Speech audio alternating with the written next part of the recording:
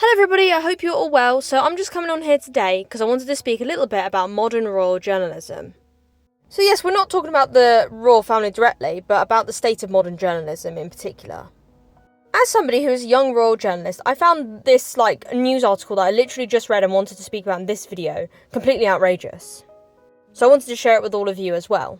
Anyway, so recently an article published by EDA TV News made outrageous claims about the Prince and Princess of Wales and, more disturbingly, their young children.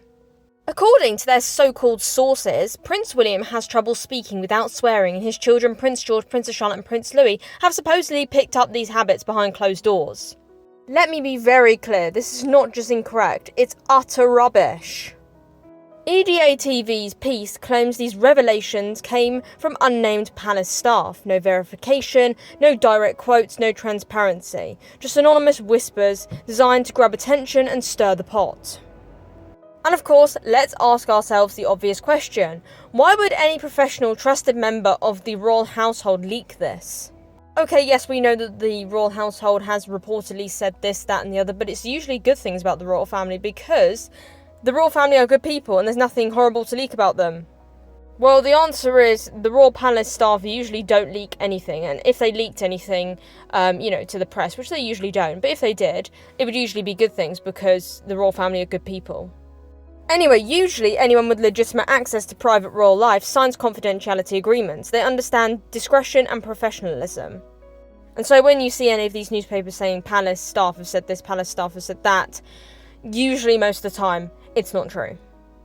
And of course, to be honest, we actually don't know if, the palace actually speaks to the press. But if they did, they would not be saying any of this derogatory stuff about the royal family, because it's simply untrue. What EDA TV is doing isn't journalism, it's character assassination. And it's not just aimed at the Prince of Wales, but at his whole family, including his children, who are still extremely young. Now let's talk about reality. Now, when palace staff reportedly do actually talk to the press, those who have worked closely with the Prince and Princess of Wales in the past consistently described their home as warm, structured and disciplined. Their children are regularly praised for their exceptional manners by teachers, public officials and guests, according to reports, who have had brief but genuine interactions with the actual family. And not just one of these people that say, Palace insiders said this, when actually no one said anything. And that newspaper is literally just lying to get views. Which is disgusting, in my opinion.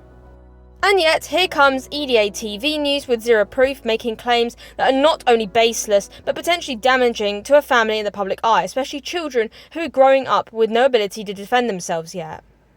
Now, in my opinion, I think that this article was written by somebody that doesn't understand the monarchy, or somebody like an anti-monarchist making out like the royal family are some sort of horrible people, which is completely untrue.